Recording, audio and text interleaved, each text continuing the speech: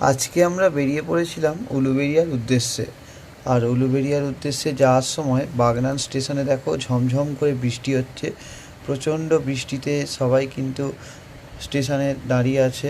Train আসবে কখন তার কোনো ঠিক নেই, কারণ প্রচণ্ড বৃষ্টির জন্য ট্রেনও দেরিতে চলছে। ঠিক আছে, চারিদিকটা দেখো আকাশ কালো হয়ে গেছে, প্রচণ্ড বৃষ্টি হচ্ছে।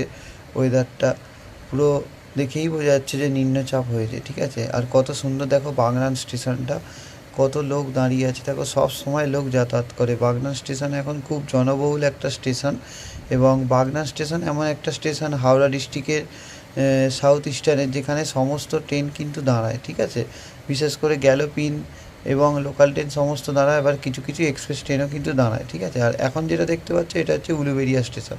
উলুবেড়িয়া স্টেশনে আমরা চলে আসার পর দেখতে পাচ্ছ কত লোকজন এখানে রয়েছে, প্লাস হচ্ছে ট্রেনও দাঁড়িয়ে আছে। উলুবেড়িয়া স্টেশনটাও কিন্তু একটু জনবহুল স্টেশন, উলুবেড়িয়া স্টেশনটাও কিন্তু একটু পপুলার স্টেশন। ঠিক আছে, তো বাগনান এবং উলুবেড়িয়া স্টেশন কিন্তু সাউথ ইস্টার্নের অন্যতম পপুলার স্টেশনগুলোর মধ্যে কিন্তু আছে।